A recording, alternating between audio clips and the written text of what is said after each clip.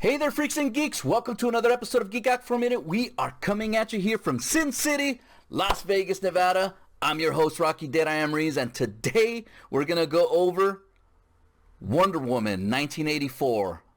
Spoiler review. You've been warned. Let's cue that music.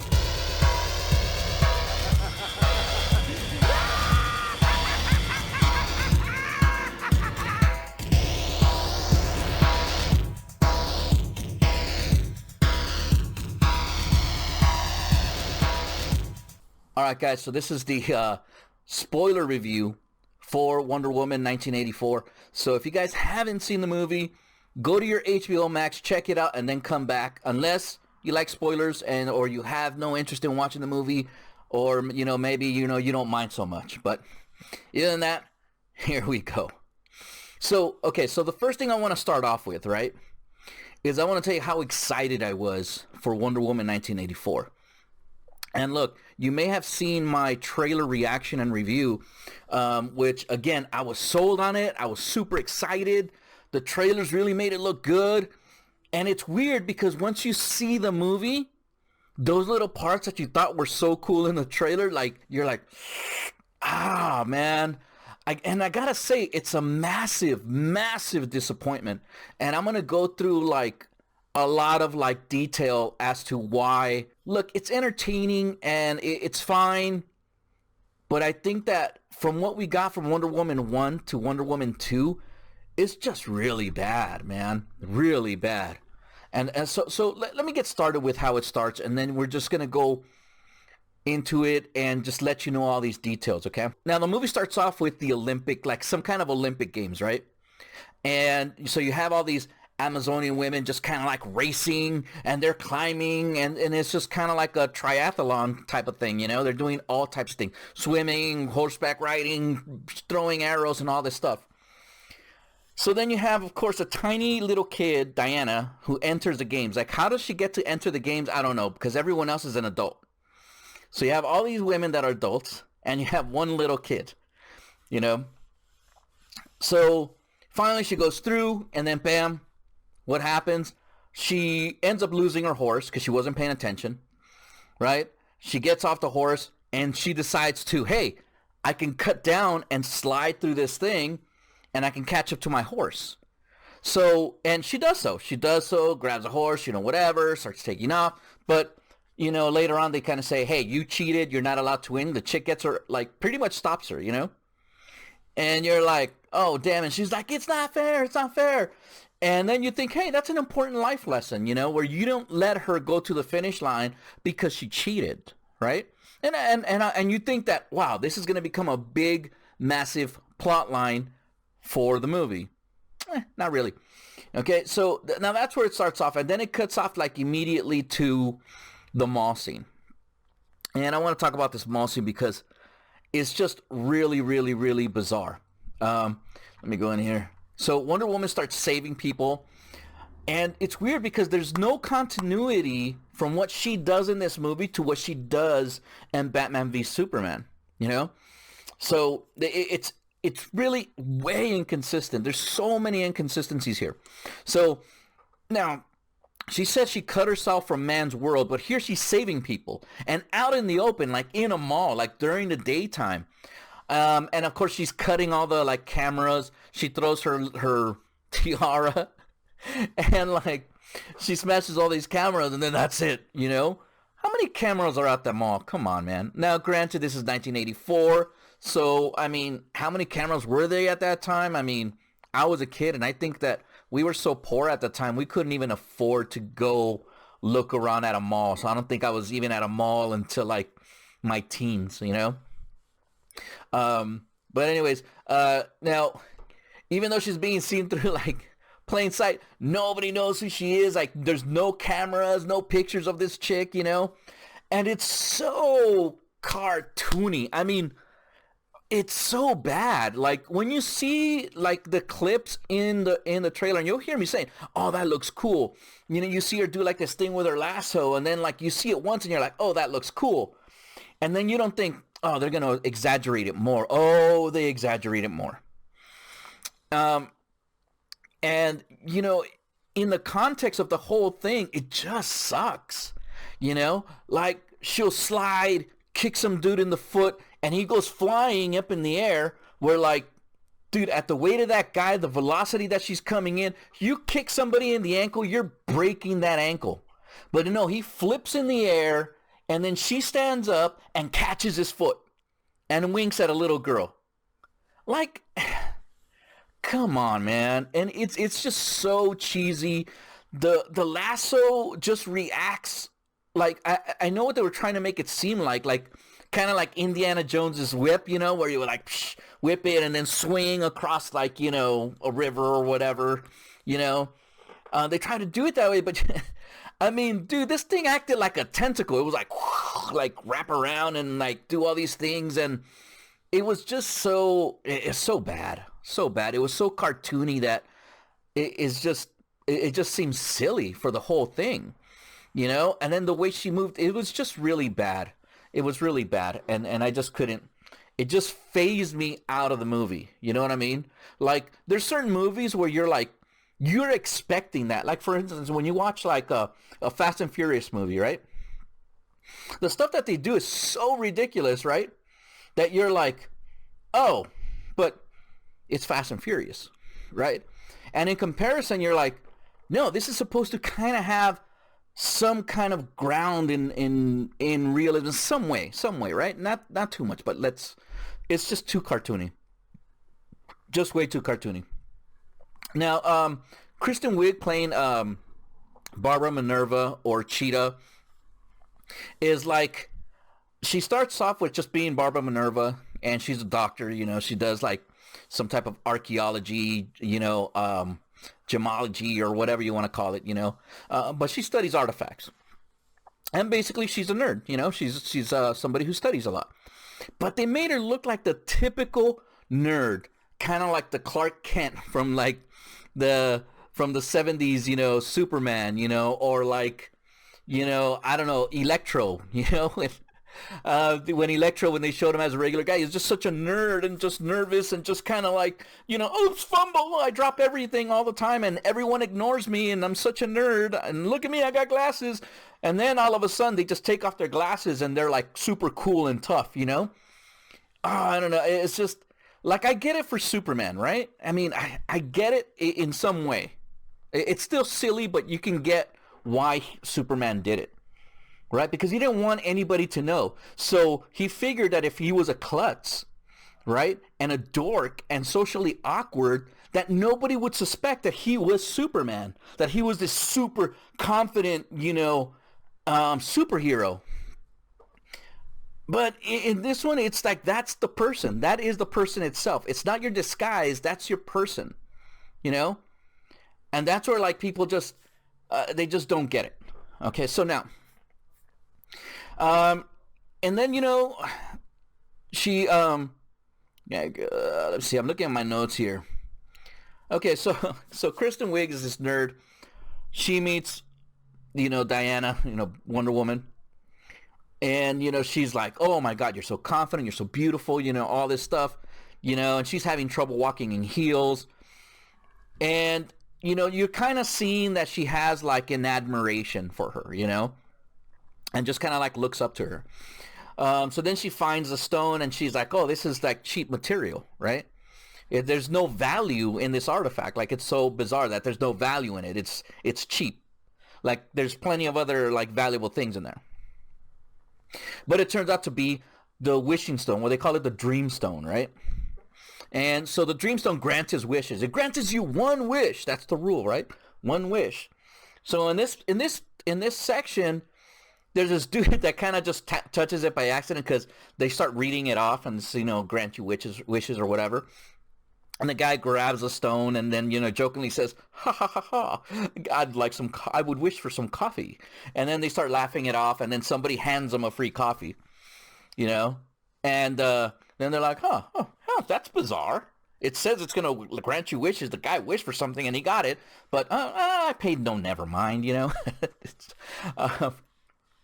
And then so that guy's clearly effed, you know? I mean, how does that work? You know, because later on you start seeing, and this is spoiler, so chances are you guys already saw it, but you know, clearly people start renouncing their wishes and everything. And if that's the case, like, where did they take the coffee from? You know, I don't know. It's a silly thing to think of, but yeah. All right. So now then there's you know, of course you have Maxwell Lord, you know, who's played by the Mandalorian himself, Pedro Pascal, and who his character is just fantastic. He's just really good in this. You know, he plays this character so well. And there's this little boy who plays his son, Alistair, who I think he's a gem. You know, I think this little boy is great. You know, I really hope that he ends up getting more roles because this kid really played the disappointment card just really well. There's a lot of great scenes, and we'll get a little bit more into that a little bit later. So now, of course, Wonder Woman touched the stone, and she made a wish too, right?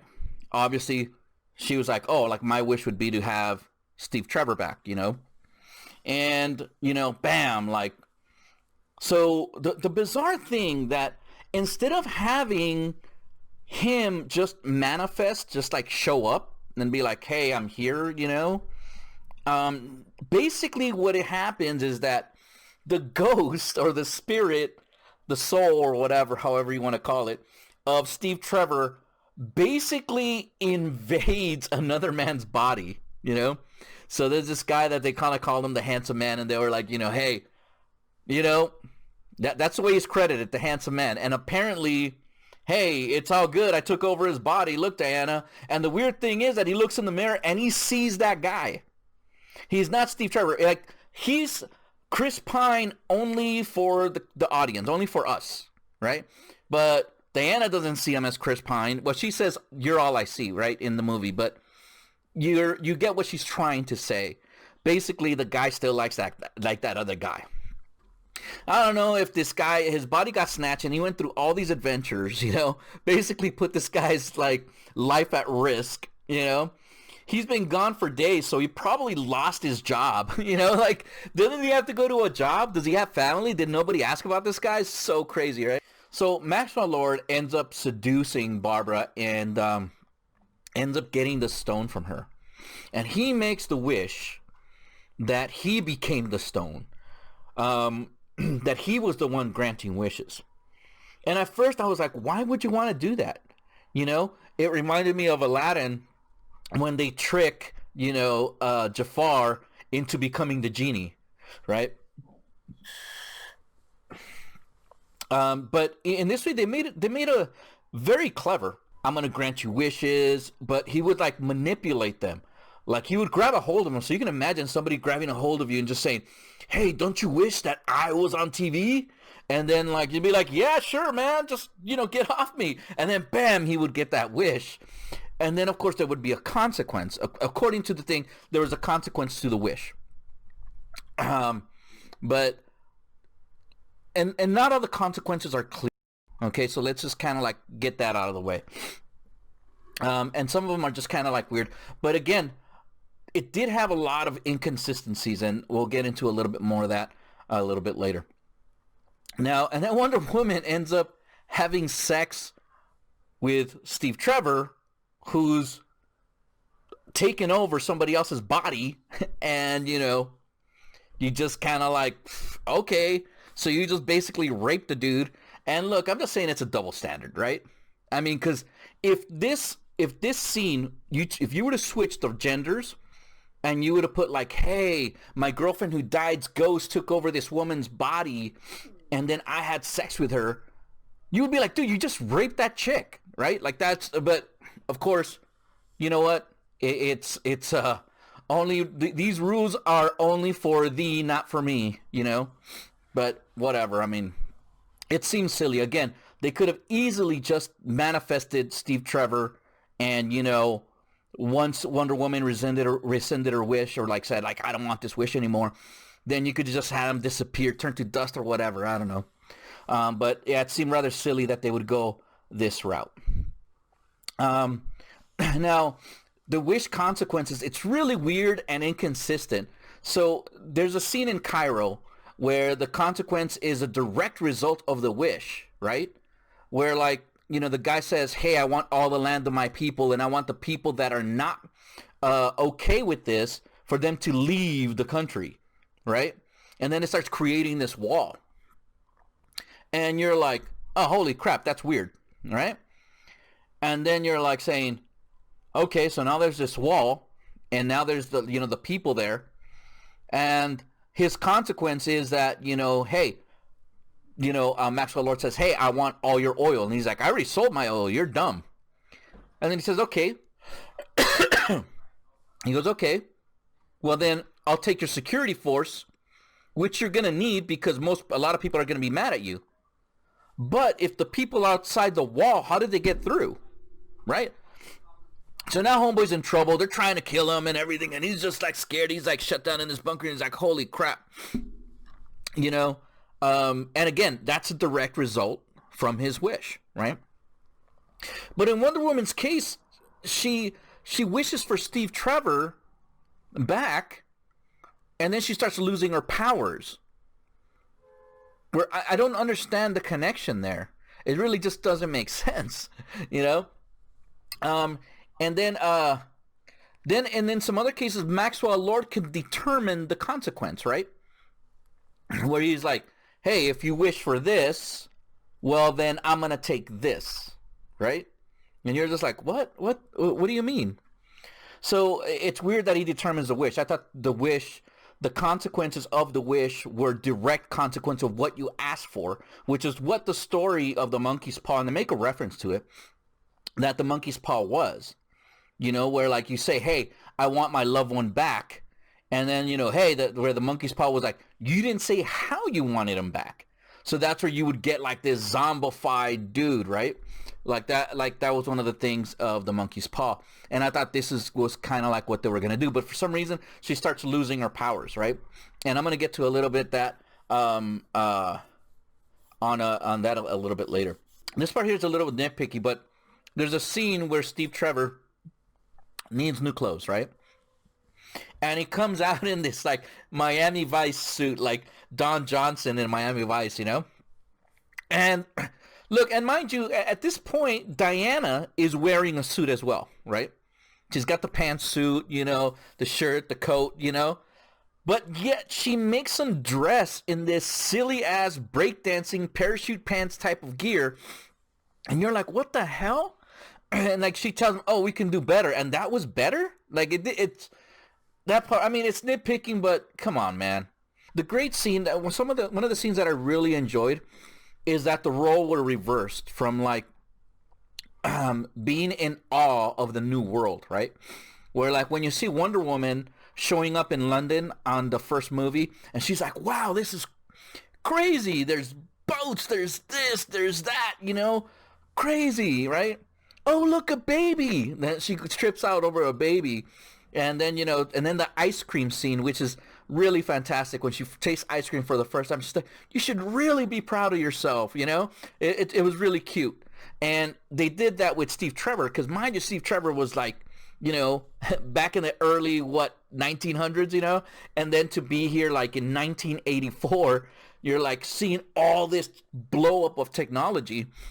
And he's just like, wow. And I thought that part was really endearing and really cool that you would reverse those roles, where now Wonder Woman is showing Steve Trevor the new world, which is really cool. Now, and I mean, look, and then there's another scene where he starts flying the plane. Now, look, I mean, look, I'm not a pilot, right, or anything, but like nowhere near, right? But I'm sure that a plane from World War I is a lot different from planes in the 80s, from a jet in the 80s, okay? I mean, and then Steve just manages to be able to fly it. He's like, oh, I'm on this, you know, I got this. Let's try all these buttons, you know? Like, really? Can I fly a jet like that? Okay. And then Steve Trevor sees the fireworks, and then, you know, and then he's like, what's this? And she's like, oh, it's the 4th of July. He's like, oh, the 4th of July? And I'm thinking, yes, you Brit. Don't you remember? We kicked your butt that time? So, yeah, I'm messing around. Kind of. And then at first, when the plane went invisible, I kind of smiled due to the nostalgia, right? I was like, oh, because, Wonder Woman's invisible jet. And then after I was watching it, it started bothering me. And I couldn't put my finger on it, So, I mean, and mind you, I had to watch this twice because it bothered me so much on a lot of things of the movie, right? A lot of things of the movie bothered me. That it bothered me so much that I was like, you know what? I have to watch it again. So when I watched it the second time, I realized one thing. So Wonder Woman starts losing her powers, right? And she tries to break a lock at Maxwell Lord's office, right? And she's having a hard time breaking the lock. And then finally she breaks it, right? But yet she can easily make the plane invisible. And I'm like, what? Like, why? How can you do that, right? And so it did end up bothering me, and I had to see it again. But yeah, and again, going from that to the powers of making the plane disappear, and again, she can barely break a lock, right? She can barely break this lock. And then when she's in Cairo, she can now flip, vehicles. So I mean, it's just. There's so many inconsistencies here. So many. Now, there's also a scene, right, in Cairo. So they're basically her and Steve Trevor on the road, and they run into Maxwell Lord, and he's got like a convoy, right, protecting him. Now, he turns around, and he sees Diana, and he's like, hey, drive faster, get rid of them, whatever. So they start kind of like battling there. They start shooting at the vehicle. And then Wonder Woman gets out of the car. She opens the car and she's like, and look, I saw this for the second time because I didn't notice it the first time. But you just see her clothes like come off as she's leaving the vehicle. And then she starts running and she's in the Wonder Woman outfit. And I was just like, oh my God. It was just so cringy, man. Like, and fine, you can probably put that down as like nitpicky, but oh my God, it was just, and it's weird, like, and I think the first time around, because this movie has so little action, right, that you went so long without action that you finally just start getting to a fight scene and you're like, I don't even care that their fucking clothes just disappeared, right? Let's just watch this. Let's get into some action, Who cares if it makes sense or not, Finally I'm being entertained, But let me rephrase that. It's not necessarily a boring movie. It's a movie that's way too long. And I'll get a little bit more into that a little bit later. Now, there's also a scene as she's running around. This dude's in a 50 cal. And for those of you guys that don't know what a 50 cal is, a lot of my Army buddies will know. But the 50 cal is just this massive gun that shoots these rounds. Like the bullets are like, the whole round itself is like this big, right? But the actual bullet itself is about the size of my thumb. It's a massive, massive round.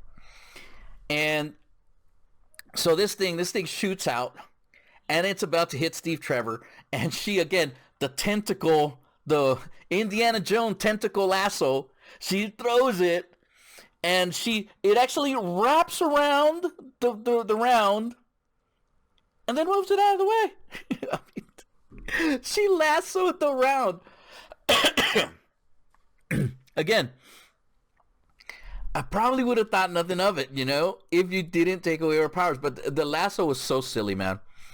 The things that the lasso can do now as opposed to before, it's just so silly, man. So ridiculous. Anyways, now, and then, so Maxwell Lord starts needing to make wishes, right? Grant wishes. Like he has to do it. Like I gotta do it, And then you start thinking about it. You're like, wait, why? Why do you need to grant more wishes? Like that doesn't even, like I don't understand why. They don't explain why or anything like that. I don't know if it's part of his consequence. But even in the movie, they start showing how he starts, his nose is bleeding, his ears are bleeding, his eyes getting bloodshot, like, you know, like in a really bad way. Like basically the more wishes he's granting, the more his health is deteriorating, you know? But it's almost like he's like addicted to it. And I don't know if that was the intention of it, but I just think that they should have made a reference to it. That way it just kind of makes sense, you know? You're like, oh, he can't stop making wishes, you know? It must be like some kind of addiction. You'd be like, oh, boom, get it, you know? Even though it's harming his health, you know, just like drugs, they're harming you, but you still want to do them, right? So that would probably be a lot better than what they ended up doing. But whatever, we're going to move along. Now, there is some really touching moments in the film. There's really good touching moments in the film, which kind of leads me to believe that Patty Jenkins, the director, and she also wrote the film, well, co-wrote it, is suited for drama rather than to action superhero. And I'm going to get into a little bit more as to why I believe that a little bit later, because it's just, honestly, I don't know. I mean, after seeing Wonder Woman 1, and I'm going to talk about her track record, and I think some of these pundits out there, I'm going to call them shills, you know, because they're just like, oh, man, you know, Patty Jenkins is such a phenomenal director, you know, she's super talented, you know, and to a point I agree. However, we don't have much of a track record, you know, and I'm going to get into this in 1 second, but, you know, give me a minute here. Now, let's see. So the touching moments in the film for me were like the Maxwell Lord situation and his son, which you're just like, wow, because that really turns everything around. I'll get into that in a second. Now, so then you start seeing the movie. Wonder Woman is, you know, whatever. She rescinds her wish, you know, basically lets go of Steve Trevor. She just walks away and she goes, I rescind my wish, right? And then you start seeing, well, her powers come back, right? And she's running, she's booking it, and she throws that magical tentacle lasso again, and it grabs a cloud, you know?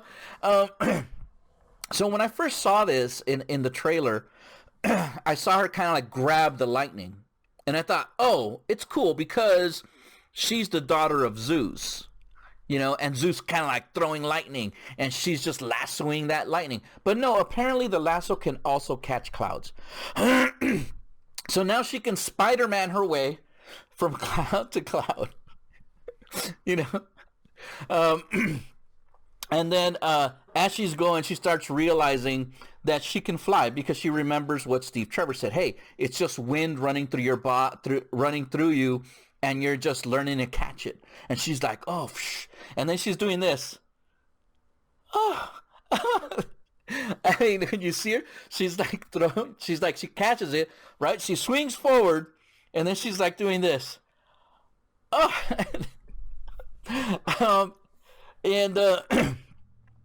It's rather silly, but then she starts kind of catching herself. She's spreading her hands, and then she does a Superman thing, and you're like, oh, come on, dude. Like, look, I think that if you would have established in Batman v Superman, her first appearance, that she could fly, I probably wouldn't have thought anything of it. Or that she can catch the lightning or the clouds. Excuse me. I probably wouldn't have thought anything of it. But the fact that there's just massive inconsistencies where you have like her in World War I, right? And that was pretty normal. She was already trying to figure out all the things that she can do. She's realizing how powerful she is. And then, you know, goes on and fights off, you know, Nazis and shit like that, you know? But in 1984, which is previous to Batman v Superman, now at this point, she can fly. But not in Batman v Superman. Seems rather silly. And so let's see. So yeah, just kind of like I liked if you see my reaction video when she rides that lightning, she catches the lightning bolt and tugs herself. I thought, oh hey, that's pretty cool. But when they started doing the cloud thing, I don't know, I started losing it, and then I was just like, oh god, this is really bad.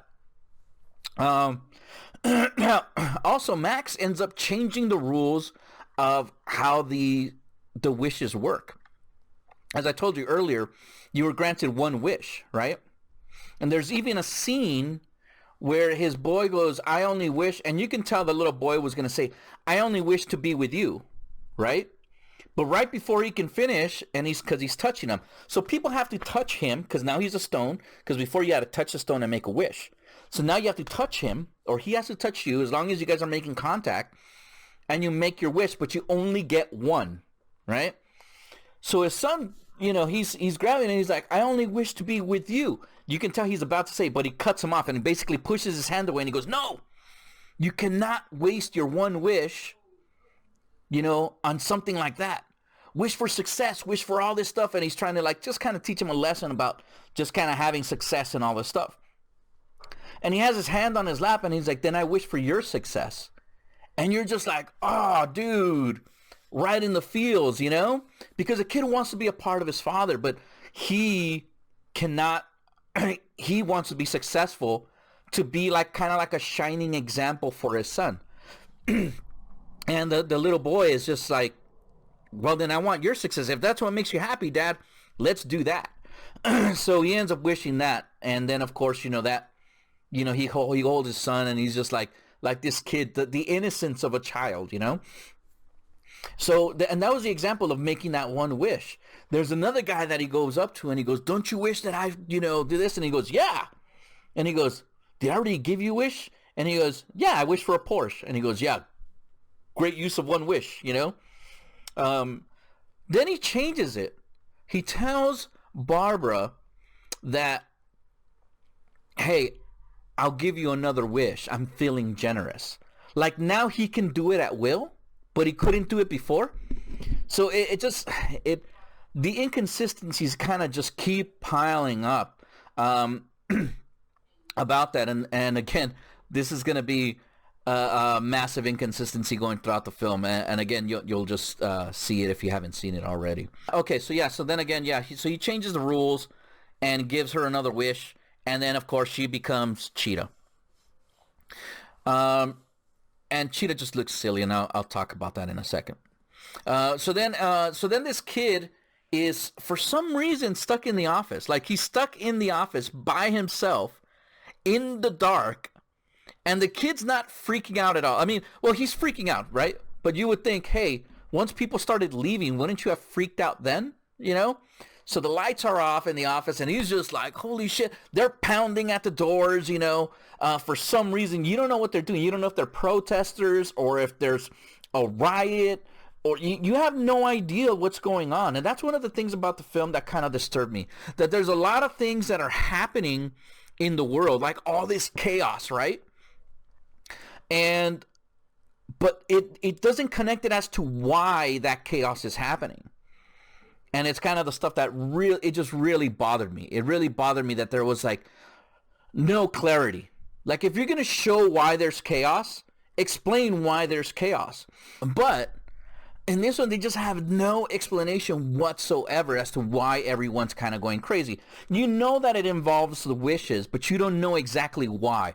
Why is it happening if outside his office? You don't understand why. Are they protesting? Are they rioting? Are they trying to get into the building because they know he's at fault? Nothing like that happens. So it's just really bizarre. So now the kid's in there. He manages to escape. The people start coming in through the doors. Kid runs out. Why the kid would be in danger, I don't know. Are people that are rioting going to be, well, I mean, we've seen some riots lately you've seen crazier things, right? But so this kid takes off, right? He just takes off for some reason.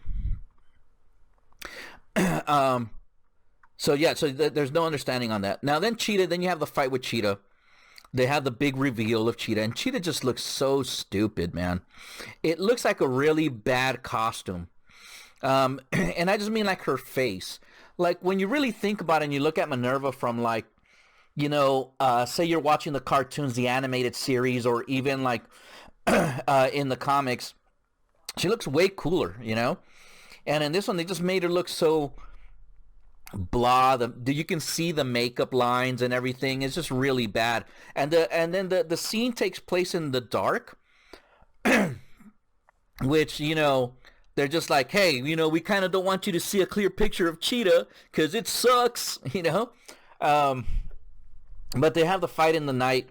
It's such a bad fight. It's not even cool. Like, there is, again, zero consequence, you know, zero, you know, because Wonder Woman has the armor and she's hitting the armor, right? And it's falling apart, but then, like, you know, it's just really bad.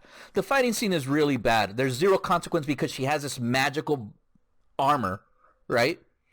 And Cheetah can't penetrate. And I think it would have been a lot cooler if Cheetah would have been hitting her and knocking her, you know, whatever, and cutting her skin. I think that would have been a lot cooler. There would have been a consequence. There would have been a danger. You know, you would see that, hey, you know, Cheetah can go toe-to-toe with Wonder Woman. She is probably, arguably, her biggest villain, you know? So I don't understand as to why they would cheapen her that way. But whatever, let's move on. And then, so then you have the broadcast, right? The way that it explained is that it touches people, and he's able to grant wishes that way. Like, what the hell?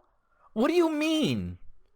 The rule was that you had to come in contact, but because there's this broadcast that apparently it touches people. Like, they mean like what they're meaning to say metaphorically, meaning that you can make a message to a specific country or whatever, and you can broadcast your message. That's what they mean by touching people, you know?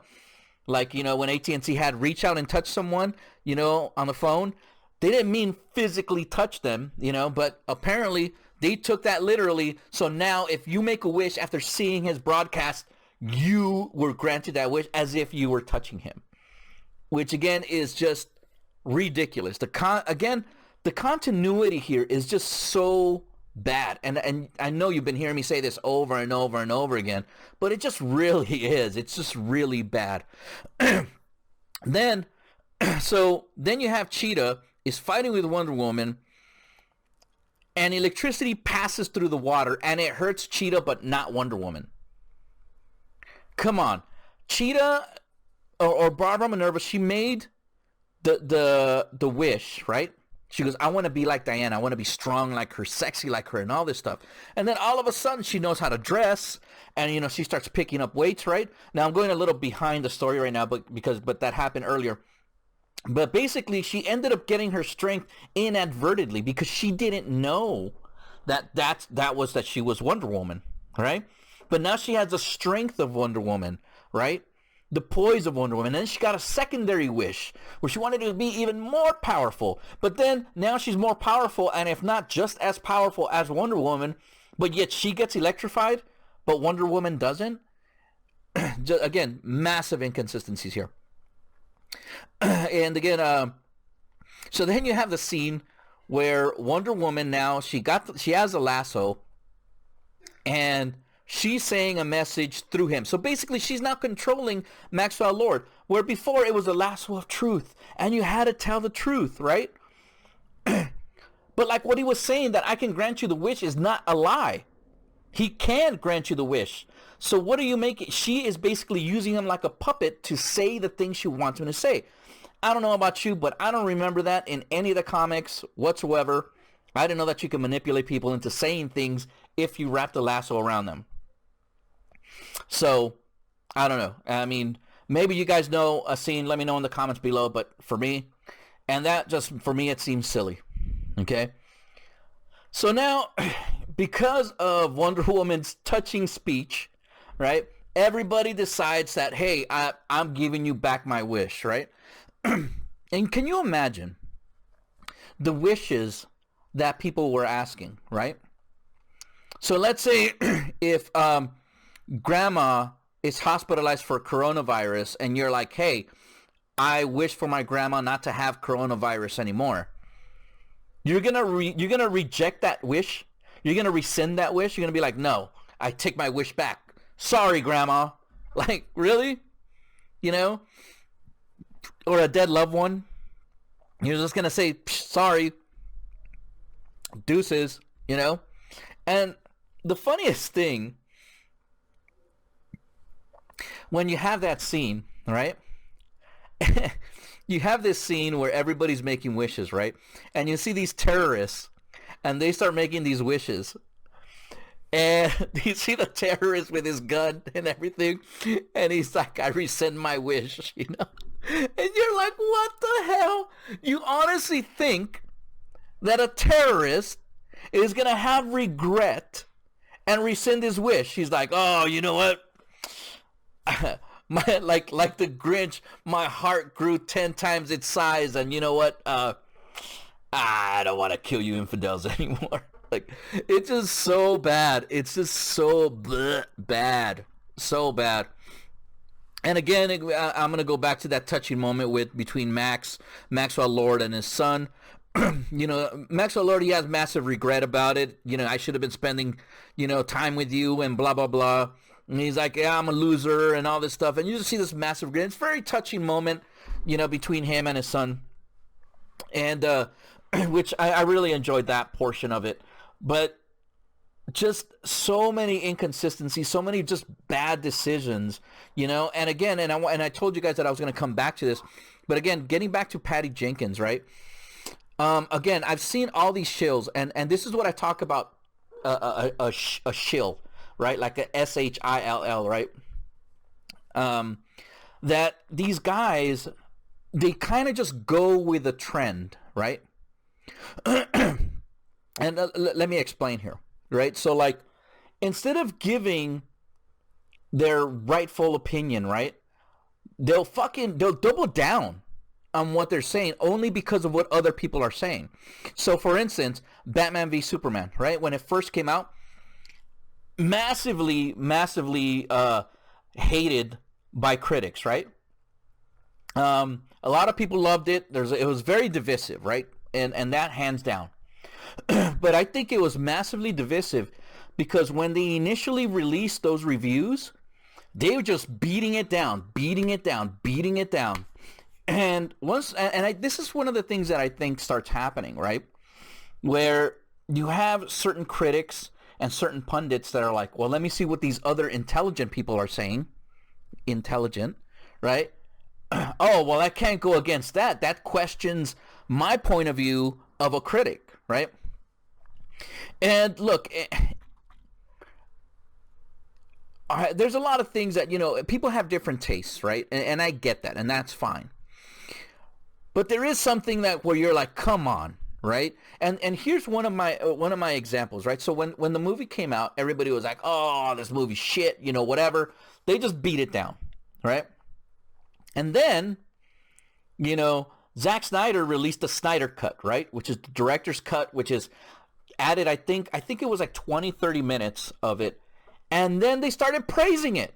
Just praising it, going crazy for it.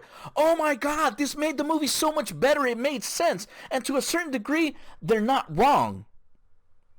But it really doesn't change the movie. It just connected everything better, right? And again, I could agree to a certain degree, but you're basically the way you were criticizing this movie was that the movie was shit to begin with. And there's a lot of great aspects in that movie. And the only thing was that, hey, when everything connected better, bam, it did flow better, right? But it still had its inconsistencies. Where like, and now when Wonder Woman came out, the first Wonder Woman, right? Patty Jenkins had only done like one film, right? So she had done Monsters, right? And great, I liked the movie, right? I really enjoyed the movie. Charlize Theron got her Academy Award. It's based on a true story, a woman who was like killing people and robbing them. The movie was pretty good, and then she did some TV stuff, right? So then years later, bam, she gets Wonder Woman, the first Wonder Woman, right? Now, the first Wonder Woman was not written by her, right? But she did direct it. And, okay, so the movie for me, right, I enjoyed the movie, don't get me wrong. But it's a massive copy of Captain America, the First Avenger. You know, I am not going to, like, be apologetic about that at all. It was a massive copy. She had her own, what looked like Howling Commandos, which are the 4 dudes, you know, or 5 dudes, whatever they were, with Steve Trevor. And And then, Captain America had his Howling Commandos. She had a shield. Captain America had a shield. He's World War II. She's in World War I. They're both fighting for the Wrights going up against Nazis, and the Nazis are evil. The Nazis are evil. Then, they both had a super weapon, and then they both foil the super weapon by what? Kamikaze of a hero, and it's just, and that's where it kind of lost me, right? Like, don't get me wrong, it's kind of lost me. So, it's still an enjoyable movie. I'm not saying that you can't enjoy watching the first Wonder Woman, but let's face it, it's just Captain America, the first Avenger. All right? So it led me to start thinking, what is this great director that people are talking about? And a lot of people were saying this, and I'm not saying I disagree with that, right? Because I think that the first the movie Monsters, I think it was great. And again, the director's job is to get the right shots and the right expressions of their actors and bring out the best in their actors. And you know what? Charlize Theron, she won an Academy Award. Her first and only Academy Award at that, But then you have Wonder Woman, and okay, it was a carbon copy, but hey, it was still a lot of fun to watch. I enjoyed it, I still like it. So this is the highest grossing DCEU movie at the time, right? Mind you, this is before Aquaman. And I think it made something like $730 million. So, you know what? DC and Warner Brothers were like kicking themselves in the butt. Like, man, we should have got her on contract. Now we're going to have to pay up the wazoo. And they did, man. They did. She had like massive contracts. And I'm going to explain to you a few things here. So afterwards, they're like, hey, we want to secure you for the next Wonder Woman, whatever. And, finally she said, yeah, but they paid up the wazoo. And then one of the things is that they gave her a lot of creative, liberties, right? Massive creative liberties. And that's where she was able to write Wonder Woman 1984. So now she finally got what she wanted, and that she convinced Warner Brothers. She's like, look, trust me. And now you're starting to get all these flood of reviews, because at first you only had the reactions on Twitter. And all these shills, man, they said the same thing. And look, Film God does a really good job at this, but he just kind of collected all these like first reactions on Twitter, right? And the first reactions were like, great movie, lots of action packed, and you know what? So many, ends on a big sign of hope. And all of them said hope, some sign of hope. All of them said the same thing. So this kind of leads me to believe that these shills that were just like saying, hey, you just got to express this. And I wouldn't, and you know what? There's other people that have admitted that they go see these these premieres or whatever, or they go to like the first scene just for the press, just so that they can do reviews, and they tell them, hey, blah blah blah, write this, make these your keywords, and you can tell that they totally did that for this, because when we saw the movie, for me, it wasn't really a sign of hope. It was just a sign of really silliness, And when you're looking at also all the stuff that they did here, it's just, it's for me, it's a massive disappointment, Is it an entertaining movie? Kinda. There's like the action's few and far between. I think there's like 3 action scenes, 4, and really small, really short. Like it's not like even they were really good. They were not, they were not. And then, when you have now you have 3 movies with Patty Jenkins. I'm not going to count the TV stuff, because I'm just counting on the body of work when it comes to movies. It's much harder to kind of see, hey, what episode did you do, or things like that. Episode 3, season 2, blah, blah, blah. And if you don't watch it within context, then you don't know, right? So it's kind of hard to do that. It's a little bit harder to do it for the TV series than it is to do it for, the movie. So Monster, she hit it out of the ball. Academy Award, great movie, right? Wonder Woman, carbon copy, And so I'm like, okay with it. I had fun watching it. And then you have 1984, which is just bad. because this is all her creative juices right here, you know? So with that being said, you know, does she really have a good track record? You know? And now she's kind of billed to kind of go to a Star Wars, where she's going to do a Rogue Squadron, right? For Star Wars. And everybody's excited for that. And before seeing Wonder Woman, I was kind of excited for it. Now I'm dreading it. Like, I don't even care. She's also supposed to do Cleopatra with Gal Gadot playing Cleopatra. And I just have a massive fear for this movie now, you know? Like, I actually am not looking forward to another Wonder Woman or another Cleopatra or even Rogue Squadron, you know?